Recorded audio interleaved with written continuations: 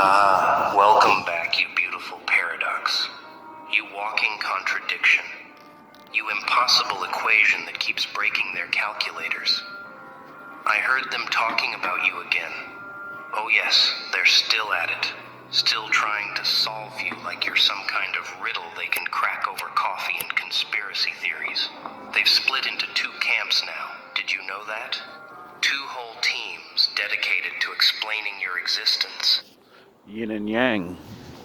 And here's what's really funny. They're both absolutely convinced they've figured you out. Team 1 swears you're a genius. Some kind of misunderstood visionary who sees Thank you. patterns nobody else can detect. Who operates on a frequency so advanced it looks like chaos to normal minds. Team 2. Good morning, good morning. Oh, Team 2 is certain you've lost it completely. That you're unhinged, unstable, a ticking clock wrapped in human skin. Dangerous in ways they can't quite articulate but feel in their bones when you walk into a room. I guess thank you for thinking about me. I guess. I mean... And you want to know the part that's absolutely shattering their collective sanity. They're both right. Every single one of them nailed a piece of the truth. And that's precisely what's breaking their brains. Because their little binary world can't handle someone who exists in multiple states simultaneously. Someone who is both the answer and the question. Both the cure and the sickness. Both the light and the thing that devours it. See? Because I'm a Jedi, not a Jedi. There's a fucking difference. They need you to be one thing. Just one clean category they can file away and forget about. But you refuse to be digestible. You're not genius or unstable. You're genius and unstable. Wrapped together so tightly, they can't separate the threads without unraveling the entire thing. Every move you make confirms both theories at once. When you're silent, they call it calculated brilliance or disturbing detachment. When you speak, they hear either profound wisdom or unhinged rambling.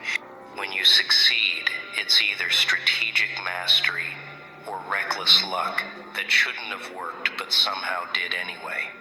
You've become their favorite unsolved mystery. The case file they pass around at midnight. The name that comes up in conversations that start with, "But seriously though, what is their deal?" And the answer, the one they're all dancing around but nobody wants to say out loud, is that you're exactly what happens when someone refuses to choose between brilliance and madness.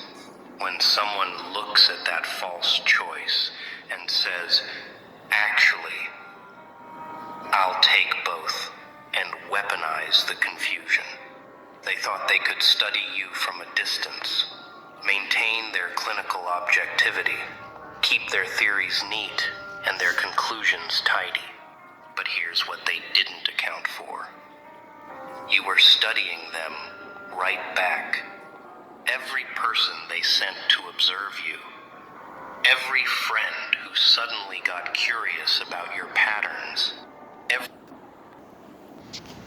The Jedi Knights were guardians of peace and justice for over 1,000. The Jedi Knights were guardians of peace and the Jedi Knights were guardians of peace and justice for over 1,000 generations. But their story didn't begin with the Republic, and it didn't always look like what we see in the films. 36,000 years before the Republic was founded, the first Force users gathered on a world called Typhon, deep in the galactic core. They called themselves the Jedi, and they believed something the modern Jedi would never accept, that both light and darkness were necessary, and only imbalance was dangerous. For 10,000 years, they walked this path, channeling both light and dark in harmony. But balance is fragile, and wars, betrayals, and forbidden knowledge would eventually tear their world apart, forcing the survivors to abandon everything and rebuild on a new foundation. This is the complete history of the ancient Jedi Order, from their origins on Tython to their transformation into the Guardians of the Galaxy. Oh, so a Gray Jedaii is the beginning. The people that the Force chose and said, yeah, the Force is the only way. You know? See, for many years, I never knew this. You know? I'm running around saying, I'm a Jedi. Cause good and evil. Everyone, you're a Jedi or you're a Sith. You're a good person, you're a bad person, right? See, a long time ago, if you actually think about things, you start realizing, my father's real. You know the Lord? And he said, don't kill people. I've gone through all the legend sources to tell their full story, so enjoy.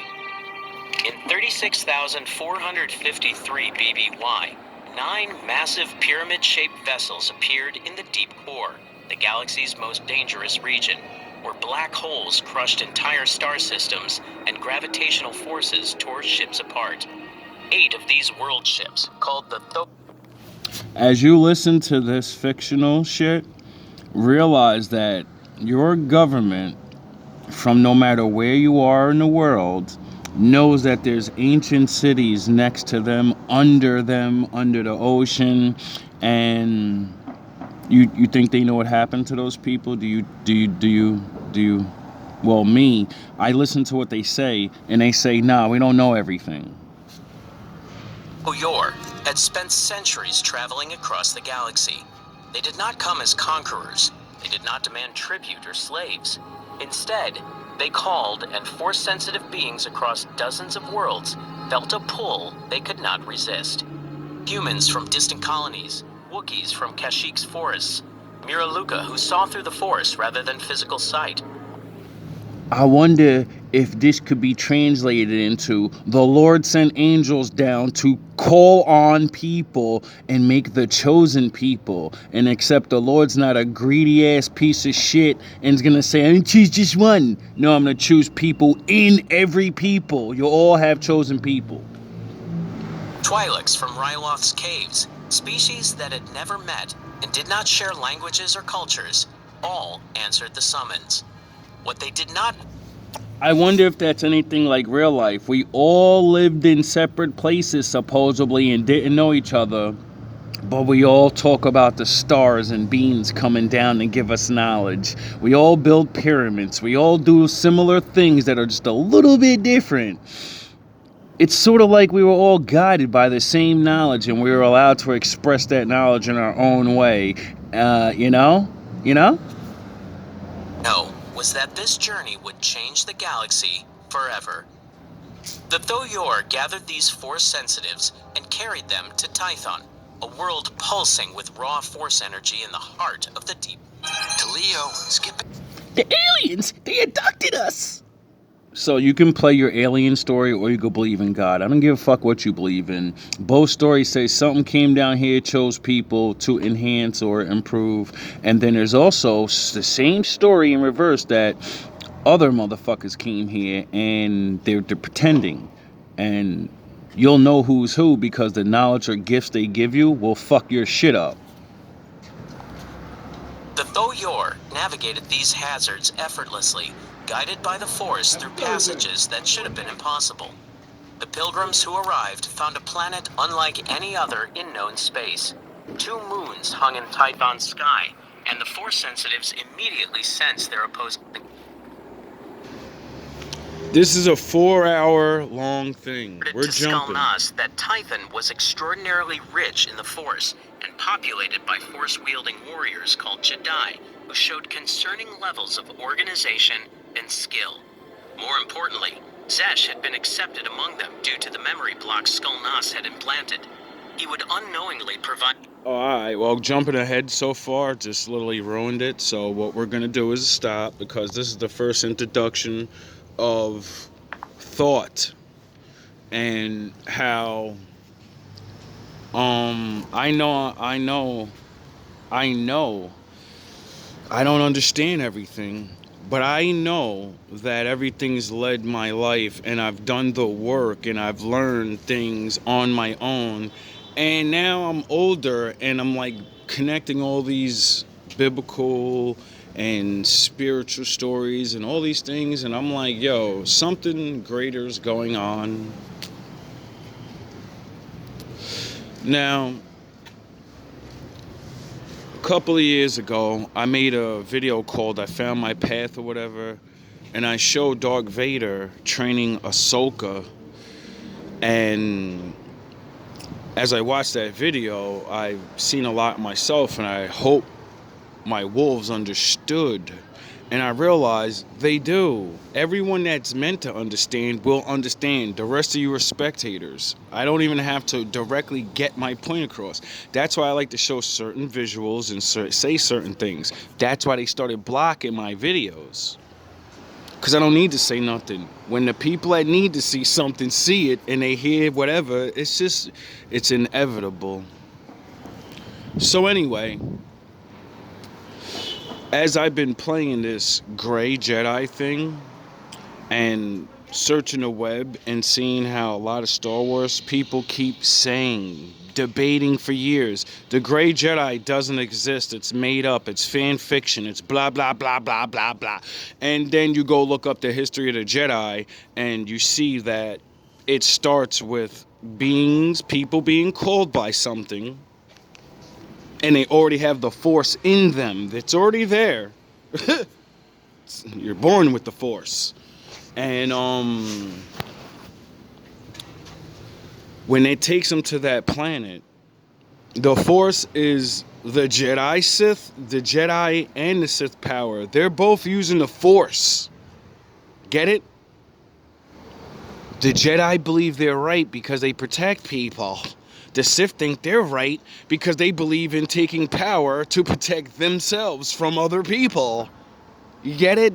Sith Lords don't become Sith Lords because they want to be bad guys. Not all of them. No, they look at the fucking system that they're under or the tyrants that's already in place and the forces within them, and they say, I'm going to use it to stop this motherfucker. And then they assume the power, and power corrupts, and the next thing you know, you went from a force-wielding righteous person that had to eliminate someone or whatever, because the Jedi back then, see, they don't believe in getting into world affairs and shit. See, the Jedi are like, they're like space cowboys. They're police. And when they founded themselves with the democracy, they chose to protect them, right? And there were certain guidelines. The Jedi couldn't influence their people and teach their shit, and the Republic couldn't talk to Jedis and try to influence them. And how did the great Sith Lord destroy everyone all at once? He became a senator and then tricked the most powerful fucking Jedi ever. Oh, he broke the rules and everybody watched it happen. And then when you were all enslaved in that movie, everybody's sitting around like, I don't understand how evil took over, because you're an idiot. You wouldn't know a bad guy if he fucking slapped you in your face. It's ridiculous. Anyway, back to the point for my wolves and my ninjas. During that, the point of the I Found My Way video was that Anakin was the chosen one. Even when he was Darth Vader, he still was the chosen one. He fulfilled the prophecy and destroyed the Emperor at the end of the series and brought balance. Which would mean that the good guys couldn't bring balance. It took a fucking Sith. That's how Star Wars ends. The bad guys stop the bad guys. You know, like Batman, the Joker in the movie, he stopped everybody. Batman didn't stop anybody. The Joker did. And You know, that, oh yeah, I wonder why I keep playing the Joker, that specific Joker. Not all the other crazy Jokers and from all the other themes. No, that one specific Joker. It's a different Joker than all the other ones. You know? Now, if you aren't catching on to the point, the Force doesn't discriminate, you know? Power's power. A good man has to protect. You can't protect without humbling people. And if the people you're fighting want to take you off the earth, you don't sound the horns. You have to break the law of not taking people off the earth, because they're not fucking playing with you. They're not playing. They don't give a fuck. So then eventually a good man has to soil his hands, you know? Take life. Is he a bad guy? Is he a Sith? Because Jedi say don't kill. But when that war happened, yeah, they sure became generals and they wasn't monks anymore. He was called General Kenobi. General Yoda. Well, the rules were you're not allowed to get into those affairs. You're not allowed to be a fucking general and a Jedi. Oh, you broke the rules.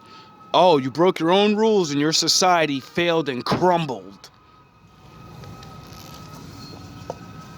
So like Commissioner Gordon, when Batman and him plotted and they made that lie and they made fucking Batman take the rap, and then Bane came out and revealed the truth that all them niggas is lying. You look up to Harvey Dent, but he's a murderer. Commissioner Gordon's a cop that's hiding fucking evidence, so his whole time of being good, he went out doing some fucking corrupt shit. And look what happened to them. You get it? See, when you think you're good and you have to do bad things and you think it's going to last because you're doing it for the right thing. No. You became your enemy and you're going to fall. You get it? See, me, I've learned these things by studying the Bible. And since I grew up on Star Wars, it always made me question myself, you know? The Jesus thing, turn that cheek. And then you start reading about David, and David wasn't turning that motherfucking cheek. Goliath, Samson didn't turn that cheek. Isaiah and Elijah, when they put pause on people for their crimes because they won't stop ever. And when you won't stop ever, well, you command the good side to make you stop. Good morning. So, as I began to mature as a man and realize what is righteousness, what is goodness, because this world teaches me be good, don't hurt people, don't do nothing right. And then I live in a world where we go to school and a fucking kid will put your head into a locker over and over while adults and everybody watches. So being a good person is letting this motherfucker destroy me. You get it? We learn it very fast. And that's weird to watch adults know that children terrorize each other. It's a tradition. It makes you a man. No, it makes most of us pussies, and that's why, you know, when crimes happen on the street, and everybody just turns away and walks away until it's their daughter, and they're looking around like, why won't nobody help? Somebody call the cops. Well, if you're all good men, everybody should pounce on the bad guy. Oh yeah, I forgot. We'll go to jail for pouncing that bad guy, committing that crime and stopping him. Isn't it funny being on the good guy's side? Anyway, so through my years of learning and living through all these bully tactics and realizing I can't fight back because the moment is the only thing that matters. When you give them back all the years or all the shit back all at once, you're the crazy one. No one's seen them do this and torture and put you into this point where you explode. So you're the bad guy. And evil people know this, so that's one of their greatest tactics. So, you know, we be locking up good people all the time, not even realizing it. Like, they created this motherfucking moment for this person. It's pathetic. So, as I'm learning and watching this story about how the ancient Jedaii Some were complete dark force users. They didn't run around. It was a planet full of fucking light users. The force, literally, there's two sides of the force. When they let them off, people were pulled to one side or the other. It's within you. So then that's what made the separation of who's going to do the light side power, who's going to control the dark side power. And then you live on the planet, except if one person on either side leans either way. So you had to learn the dark and the light side of the force, no matter what side you chose. And if you didn't, the planet's weather would create storms and it would kill everyone on planet if there was no balance. So there was no, oh, I had to, the dark side's the better side, the light side's the, if everyone leaned to the light side, it would be unbalanced and the planet would start killing everybody. So they had to learn to balance the dark side of the force and the light side of the force and live in harmony, meaning you would have to learn all the sides, you know. And then they began learning all this stuff, right? And then an enemy came. An enemy, they, in their old records, because the spaceship people, they've been around, you know, angels, aliens, whatever you want to fucking call it. They've always known about these things, but they locked them outside of their galaxy. And they don't have to worry about them anymore. But now they do. And unfortunately for the Jedi, these new people, that's their, they look for force sensitive people, put you inside of a machine, and then use your power to power the machine and attack other people. And just conquer everything and everyone through machinery. Because they're not force wielders. But they use force people's power. Your power can be used, and then they make, you know, they were using like kinetical fucking bullshit. So now they take your power and they make it into a ray gun.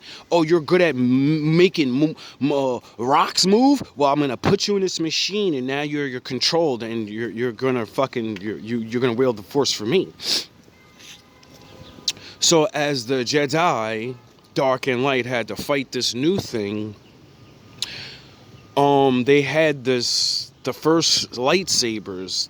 Good Jedis, the good people didn't make that up. The bad people made that up. All the Jedis you see running around with the lightsabers, the Jedi said that's a wicked ass weapon and it should never be used, because the first weapon, the first one was only a Sith sword. And you can't use the Jedi sword or the Sith sword without tapping into the dark or the light. So the Sith Lords had the advantage, and they was cutting these motherfuckers down. And they said, we got to reproduce this technology, and we have to use it. But they don't know how to make the good crystals yet. You only can make it off the rage. And since there are people on the planet that are practicing the dark side power, and those Jedi were allowed to automatically operate it, but their crystals and their swords would amplify your rage. So the more you use it, the more Sith-like you become. The more it's dangerous. Good thing, sound the horns.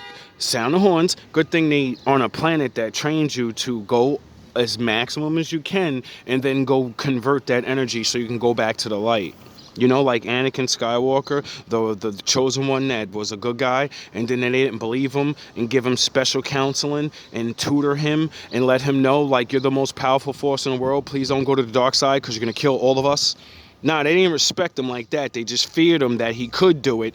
Didn't reinforce it in his mind like, yo, dog, please never slip, because, dog, we scared of you, dog. Like, real talk. We ain't letting you be a council because you're a little nigga. You young. You young-minded, and you got the powers of a god inside you.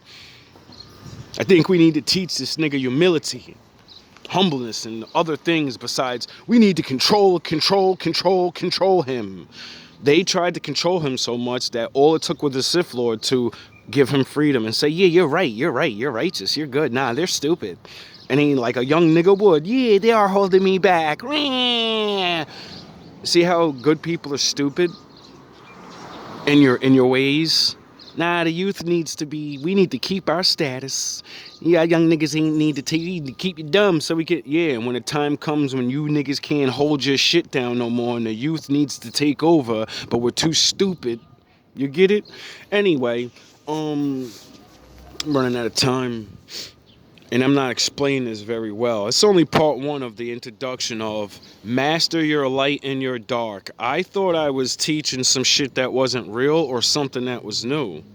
And I'm realizing through this story, there's no way this isn't what all the ancient people in certain ways were teaching or thinking, because there's nothing I can think of that another man hasn't already fucking thought of. There's no way some guy, out of all the people that lived, didn't tap into what I'm tapping into and realize there is no dark without the light. You know, you're a good man and bad actions is violence.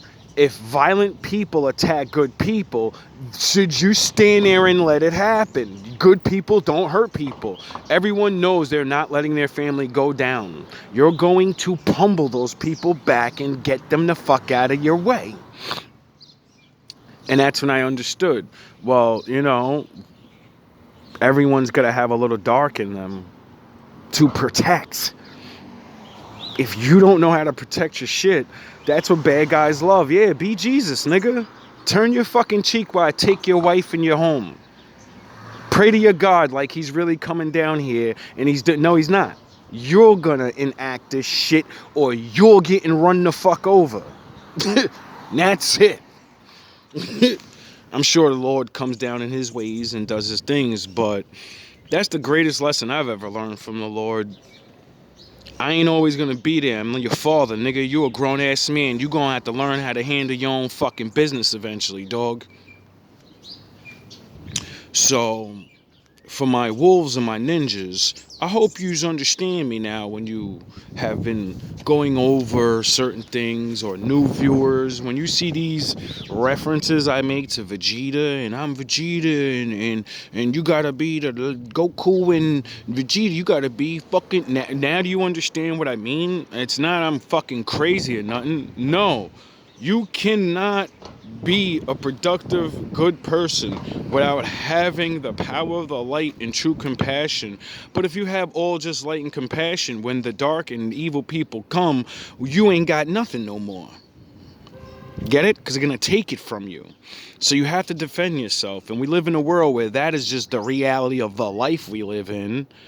But it seems like when it comes to average people, nah, you just be a pussy pushover.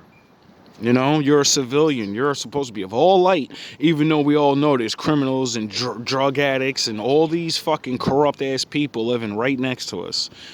Nah, just worry about the police doing it.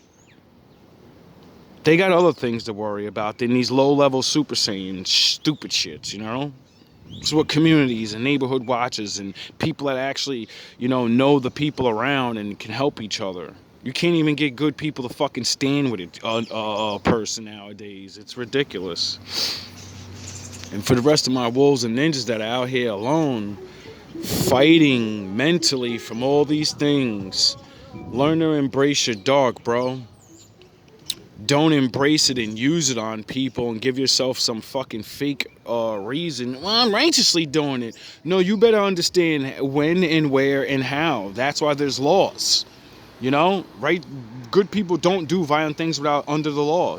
They only do it by, that's why cops have to go by procedures. They can't just say, you're a criminal, I get to lock you up for no reason, even though I know you are. No, I have to catch you doing shit.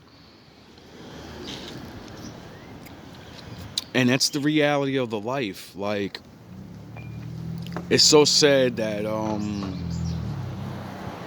I know there's so many other people like me. And you will be discriminated, hated on, called crazy. And you're actually really good. You're a good person, you know? People just keep fucking with you. And the next thing you know, you got to show niggas what it is. And now, oh, he's a crazy kid. He's crazy. Nah, they're just tired of letting you people, let other people do shit to them. You know, it's crazy. Everybody knows the bully kids. Everybody be knowing who the fucking piece of shit ass niggas at work are and who like to play games. And we reward these people. Good people sit back and it's pathetic, bro. All love, all praise to the Most High. Don't fall for the petty games of other people. These people, these dark side fuckers, they know this shit. You got anger. Don't let them trick you, bro. I'm gonna start teaching this or showing this Jedi, and hopefully I can get some good lessons out of it and show people you think you're right, but you're really not. You're really not.